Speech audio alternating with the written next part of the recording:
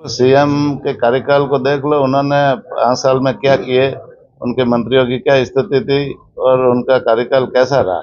जनता के प्रति जवाबदेह नहीं थे और कई तरह के घोटाले भी हुए। तो निश्चित रूप से वो आरोप सिर्फ घोषणाओं के मुख्यमंत्री जी थे और लगातार 5 साल में उन्होंने घोषणा की, राजस्थान का भट्टा बैठा दिया और वो घोषणा जो की है वो काम भी अभी पूरे नहीं हो रहे।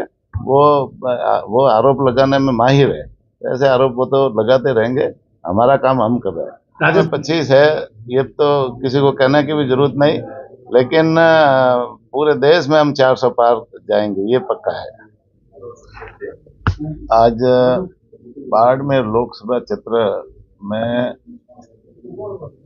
जो लोकसभा के चुनाव आने वाले और चुनाव को लड़ने के लिए पार्टी ने तैयारी की बैठक ली है।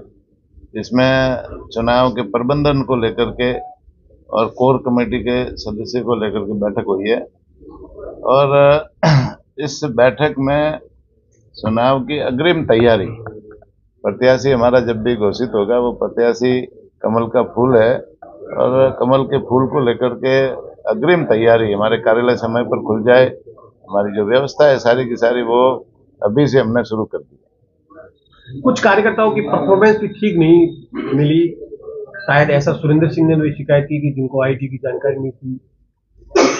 कार्यकर्ता सब अपने अपने काम में दक्ष है और भारतीय जनता पार्टी का कार्यकर्ता जिसको जो भी जिम्मेदारी मिलती है वो पूरी जिम्मेदारी के साथ निर्वहन करता है और अभी जैसे जिनको जो जिम्मेदारी मिली है उनको अपना दायित्व बता दिया है और वो पूरी ताकत के साथ में, पूरे जिम्मेदारी के साथ में उस दायित्व का निर्वहन करेंगे और आगामी चुनावों में यहाँ बाड़मेर लोकसभा क्षेत्र से भारतीय जनता पार्टी को जिताने में पूरा उनके कार्यकर्ताओं का श्रम काम आएगा।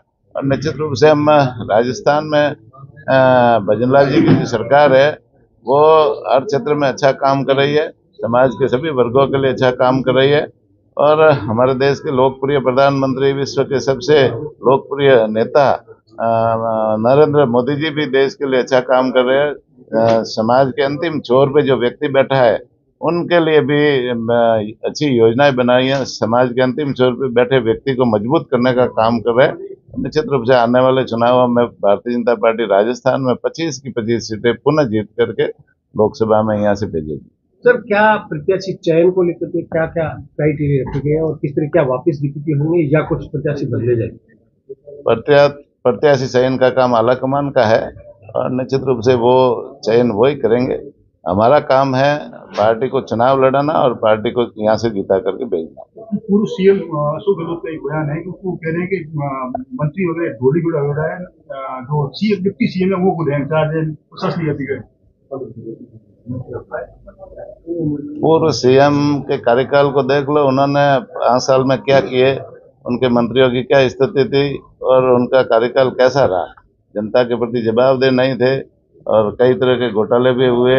तो निश्चित रूप से वो आरोप सिर्फ घोषणाओं के मुख्यमंत्री जी थे और लगातार 5 साल में उन्होंने घोषणा की, राजस्थान का भट्टा बैठा दिया और वो घोषणा जो की है वो काम भी अभी पूरे नहीं हो रहे। वो आरोप लगाने में माहिर है। ऐसे आरोप वो तो लगाते रहेंगे। हमारा काम हम कर रहे हैं। राजस्थान में इस बार क्या एक बार फिर 25 की 25 सीटें जाएगी, क्योंकि कांग्रेस भी इस बार दमखम के साथ में कह रही है कि हम अच्छे से चुनाव लड़ेंगे।